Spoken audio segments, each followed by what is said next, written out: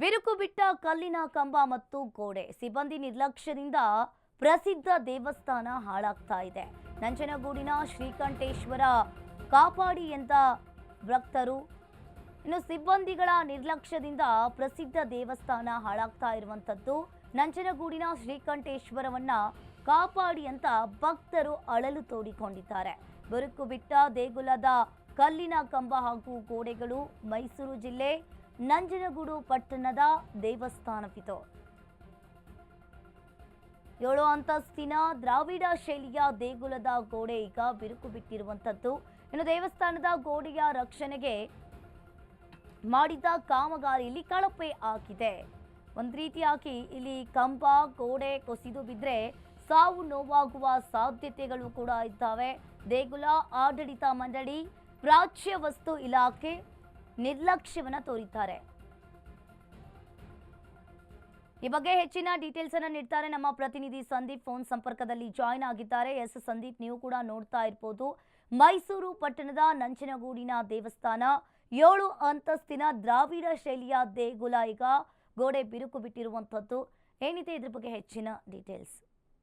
ಅಂಕಿತ, ದಕ್ಷಿಣ ಭಾರತದ ಕಾಶಿ ಅಂತಲೇ ಖ್ಯಾತಿಯಾಗಿ ಪಡೆದಿರ್ತಕ್ಕಂಥ ನಂಜನಗೂಡು ನಂಜುಂಡೇಶ್ವರನ ಸನ್ನಿಧಿ ಇದೀಗ ಒಂದು ಬಿರುಕು ಬಿಟ್ಟು ಭಕ್ತಾದಿಗಳು ಆತಂಕವನ್ನ ವ್ಯಕ್ತಪಡಿಸ್ತಾ ಇರ್ತಕ್ಕಂಥದ್ದು. ನಂಜುಂಡೇಶ್ವರನೇ ಕಾಪಾಡಿ ಅನ್ನುವಂತ ಕ್ಯಾಪ್ಷನ್ ಒಂದಿಗೆ ಸಾಮಾಜಿಕ ಜಾಲತಾಣಗಳಲ್ಲಿ ವಿಡಿಯೋಗಳನ್ನ ಪೋಸ್ಟ್ ಮಾಡ್ತಾ ಇರ್ತಕ್ಕಂಥದ್ದು. ಇದಕ್ಕೆ ಕಾರಣವಾಗಿರ್ತಕ್ಕಂತಹದ್ದು ಆ ಒಂದು ದೇಗುಲದ ಆಡಳಿತವನ್ನು ನೋಡ್ಕೊಳ್ತಾ ಇರ್ತಕ್ಕಂತಹ ಒಂದು ಏನು ಮುಜರಾ ಇಲಾಖೆ ಆಗಿರ್ಬೋದು ಅಥವಾ ಪ್ರಾಚ್ಯವಸ್ತು ಇಲಾಖೆ ಆಗಿರುವಂತದ್ದು.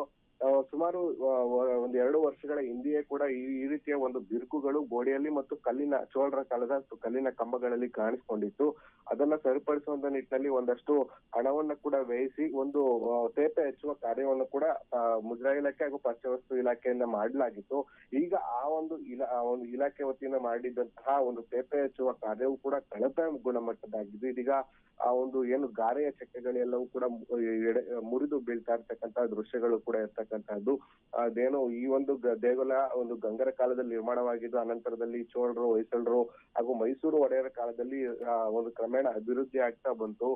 ಸಾಕಷ್ಟು ಹಿನ್ನೆಲೆ ಇತಿಹಾಸ ಇರ್ತಕ್ಕಂತ ಈ ಒಂದು ದೇಗುಲ 7 ಅಂತಸ್ತಿನ ದ್ರಾವಿಡ ಶೈಲಿಯಲ್ಲಿ 170 ಅಡಿ ಎತ್ತರದ ಒಂದು ದೇಗುಲ ಆಗಿರ್ತಕ್ಕಂಥದ್ದು. ಈ ಒಂದು ದೇಗುಲದ ಒಳಭಾಗದಲ್ಲಿ ಬರ್ತಕ್ಕಂತ ಪಾರ್ವತಮ್ಮನವರ ಗರ್ಭಗುಡಿ ಏನಿದೆ, ಆ ಒಂದು ಗರ್ಭಗುಡಿಯ ಬಳಿಯ ಚೋಳರ ಕಾಲದ ನಿರ್ಮಾಣವಾಗಿರ್ತಕ್ಕಂಥ ಕಲ್ಲುಗಳಲ್ಲಿ ಈ ರೀತಿಯ ಸಮಸ್ಯೆ ಉಂಟಾಗಿರ್ತಕ್ಕಂಥದ್ದು. ಸದ್ಯ ಅಲ್ಲಿಗೆ ಕಬ್ಬಿಣದ ರಾಡ್ಗಳು ಹಾಗೂ ನಟ್ಟು ಬೋಲ್ಟ್ ಗಳನ್ನ ಬಳಸಿ ಯಾವುದೇ ರೀತಿಯ ಅಚಾತುರ್ಯ ನಡೆದಿರುವಂತ ಕ್ರಮ ವಹಿಸಿದ್ರು ಕೂಡ ಯಾವುದೇ ಸಂದರ್ಭದಲ್ಲಿ ಯಾವುದೇ ರೀತಿಯ ಅನಾಹುತಗಳು ಸಂಭವಿಸಬಹುದು.